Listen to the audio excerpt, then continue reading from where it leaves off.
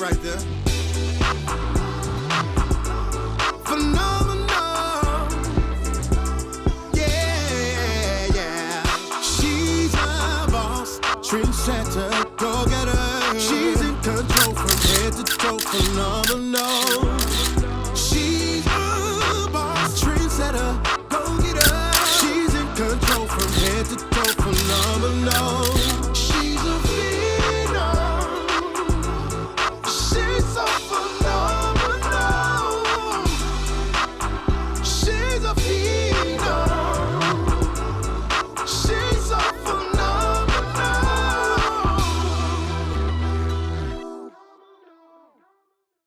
Hello and welcome to this week's episode of Finding a Phenom. This week we have the extraordinary Thelma Brown.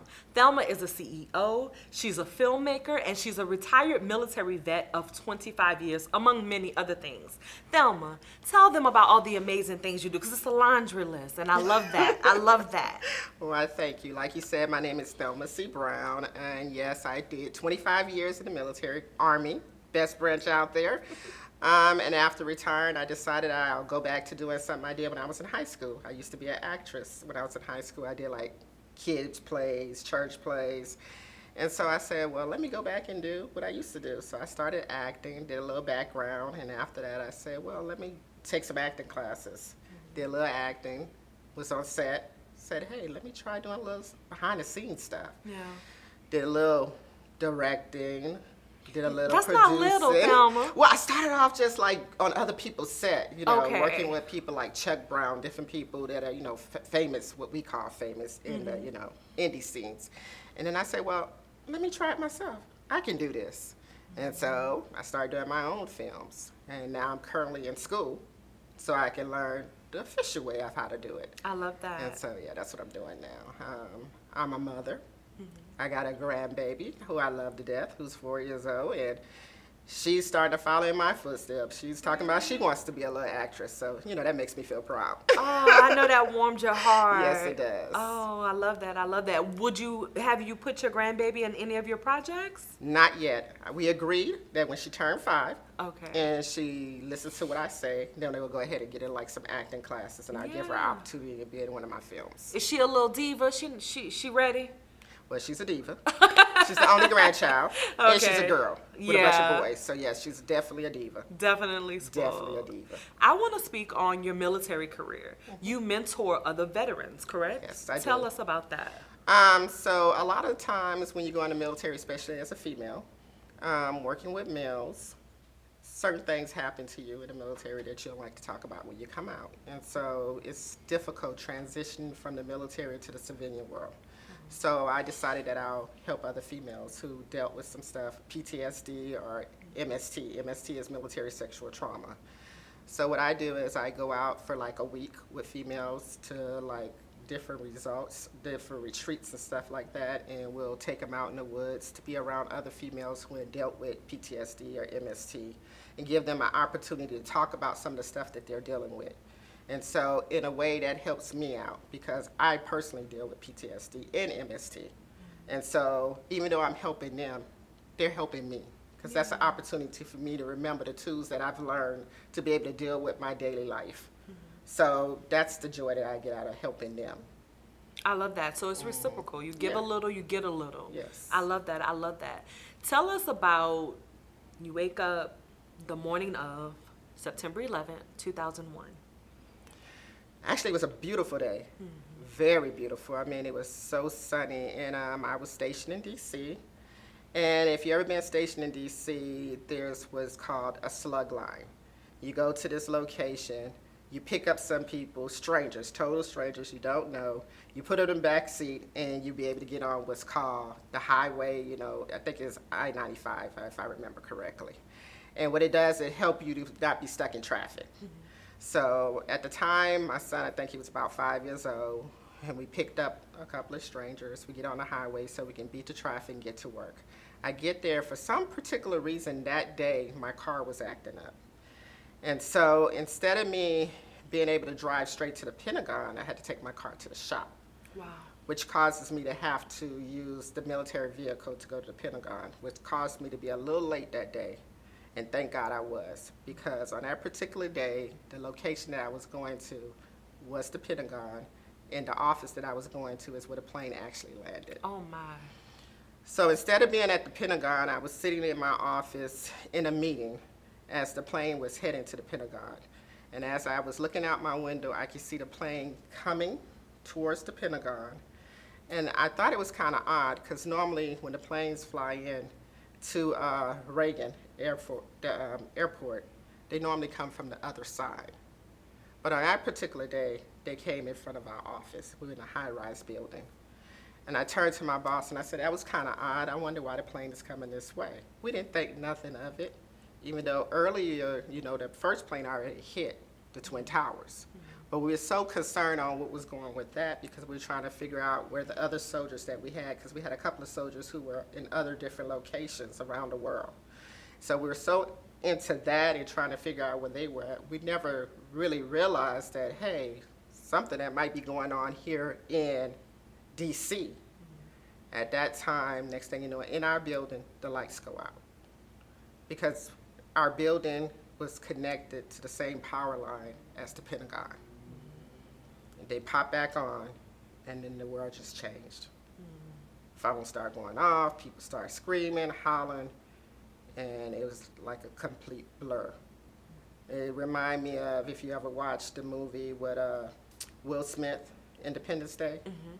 It reminded me of that day, how everything was just going crazy. That's what 9/11 was to me on that particular day. I just want to take a moment and say thank you. Thank you for your 25 years of service. Thank you for mentoring those other women who go through PTSD and MST. Like, it's invaluable what you give to them. I'm more than sure. Let's switch gears a little bit. So you've been a filmmaker for how long now? 2016.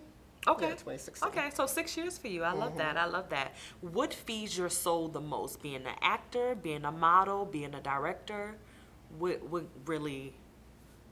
I'm gonna say acting. And the reason I say acting is because acting was what brought me out of the black space that I was in. So when I came out the military, the reason I decided to come out when I did was because in that moment I was in like a black space. The thing about PTSD, when it hits you, it hits at a certain time. It's not a warning. So I had been dealing with this stuff over years, but I kept pushing it back. Because when I'm on active duty, I have to worry about the people who I'm working for and who is dependent on me to make sure they come back alive. So I'd have time to deal with me and what's going on with me. So I kept pushing it back. And it's building up. And then one day, it all just hit me at once. And I didn't never have time to deal with it. So now it hits me, and I don't know how to handle it, because I never got help for it. And so when I got out, now I'm sitting in the civilian world. I don't have the military to protect me. I don't have the person to my right, my left, or behind me to hold me up. I'm on my own. And so that's why you always hear people, when they talk about PTSD, talk about how I was in a dark space. And so at the time, I finally decided to go get some help. And my psychiatrist wanted to put me on medication. And I was like, I don't want to do medication. I don't want to be drugged out. I don't want to walk around here looking like a zombie. So we would start thinking about different things that I possibly can do, like photography, drawing, or whatever. And then finally he was like, well, what did you do when you was in high school? What brought you joy? And I was like, well, I used to act, and I really liked that. He said, well, let's try that. Let's do acting. And so I would say acting is the thing that gives me the most joy. Because that's the one thing where you can go, and no matter what's going on in your life, you can go and be somebody else. And you can forget about what's going on in your real life. You can pretend to be somebody else. You can get so deep into another person, another character, that you can forget about what's really going on in your real life. Or you can pull from that. So those bad times or something that hurt you real bad, if that character is going through that same thing, you can reach back and pull from that and let that come out of you and use it for that character, because that's something you remember. You remember that pain. And so when you need to pull from that, you can use it or you remember what it felt like that first time you fell in love. So in that love scene, you can think about that and let it just come on out of you. So I think that's the one I like the most. I love that. I definitely can relate. I definitely understand. We're going to shift gears again. You are a 2-time cancer survivor and a tumor survivor. I applaud you. What was that journey like for you? Well, I survived cancer once. I had thyroid cancer, and I had tumor. I had a tumor inside of my brain, actually. I think that's where my strength came from, because God brought me through both. So there's nothing I can't do. And so when things get hard, I remember that. I remember, hey, you had cancer, and you could have went another way, but you're still here. So there must be a purpose. There's something out there that God has in store for me, that he still have me sitting here. And so I just keep going. Because times are going to get hard. I know there's going to be harder times down the road. But whenever that happens, I think about where I came from and what I've been through. And I'm still standing. Still standing. I'm still standing. Still here. I love it. I love it. Now, a little nugget, everybody. Thelma and I are both from the Louisiana. You're from New Orleans, to be exact, right? Exactly. Of course, the best city in Who dat? Louisiana. Hey, now. Sorry the Saints aren't doing so well right now, but that's okay. We still love you, boys. Still love them. What is it about your New Orleans upbringing that you infuse into your everyday life? Faith. Okay. We are strong on faith.